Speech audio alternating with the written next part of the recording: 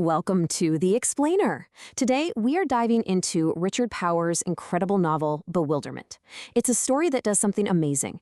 It connects the sheer vastness of outer space with the really intimate and often overwhelming universe inside a child's mind. This one line, man, it just gets right to the heart of the entire book.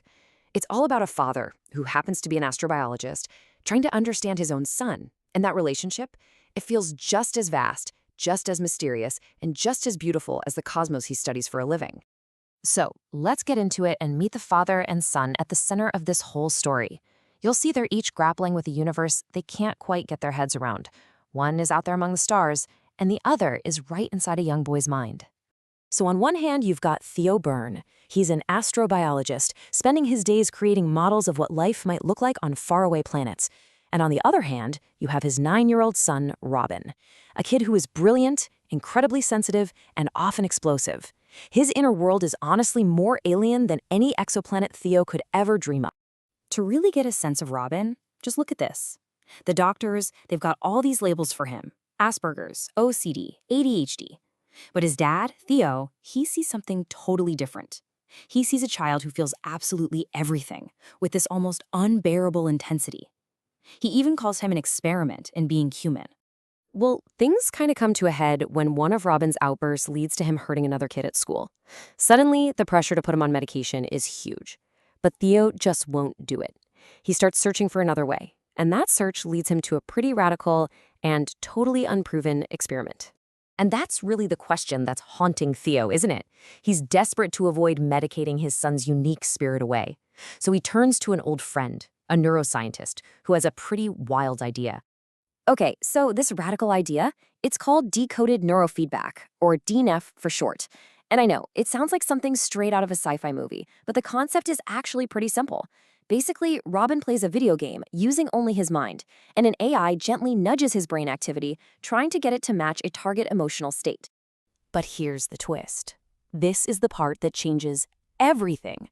The template they use isn't just a generic recording of some calm person. No. The brain scan that Robin will learn to copy, it's a preserved recording of his late mother, Alyssa, who was a really passionate environmental activist. And the result of all this? That's our next section, the mother's echo. Because the effect is, wow, it's almost immediate, and it's absolutely staggering. Robin doesn't just learn to control his emotions. He starts to channel the very spirit of his mother. So let's just remember where we started. Before this training, Robin was a kid who was just completely consumed by anger and anxiety. The world was just too loud, too bright, too much. And after the training, he starts saying things like this. He develops this serene, almost cosmic sense of empathy. It's this deep connection to all living things, a feeling that the line between himself and the rest of the world is just dissolving. You can just see the transformation here. He's calmer, right? He can actually focus. His art just explodes with creativity. He talks about feeling mixed into a really huge thing. And he speaks with this wisdom that's just way beyond his years. It's almost like his mother's calm, her joy, and her fierce love for the planet are now literally living inside him. Okay, but there's a flip side to all this, a darker side. And that brings us to feeling a dying world. Because what happens when you feel everything in a world that's hurting? Well, that deep empathy can become a really heavy burden. Robin starts to absorb the planet's pain. And I mean, he doesn't just learn about the extinction crisis, he feels it. He memorizes these long lists of endangered species, and for him, each loss is like a personal, physical wound. And this just says it all. Help me, I'm dying. His empathy isn't some passive feeling anymore. It becomes this desperate scream, a call to action. He makes this sign for a one-boy protest, and you realize he's not speaking for himself. He's speaking for all the species on the edge of disappearing forever. So this all builds to the book's biggest, most haunting question. Is Robin's overwhelming grief a sign that he's broken? Or, in a world facing total ecological collapse, is his profound sadness the only truly appropriate response? And maybe the rest of us just carrying on as normal, maybe that's the real delusion. Okay, let's zoom out now to Life Among the Stars. The story does this amazing thing where it constantly zooms in and out, from the microscopic world of brain patterns all the way out to the cosmic scale of the universe.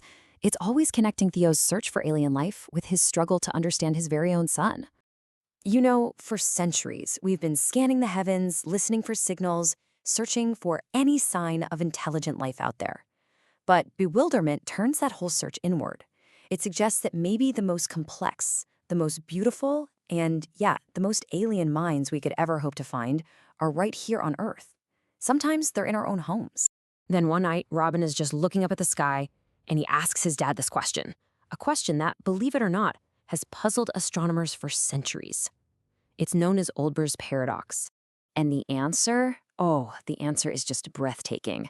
The reason the sky is dark is because our universe had a beginning. It's still too young, and it's expanding so fast that the light from every single distant star hasn't had time to reach us yet. That darkness up there, it's proof that we are living inside a fleeting, unfinished story. In the end, bewilderment doesn't hand you any easy answers.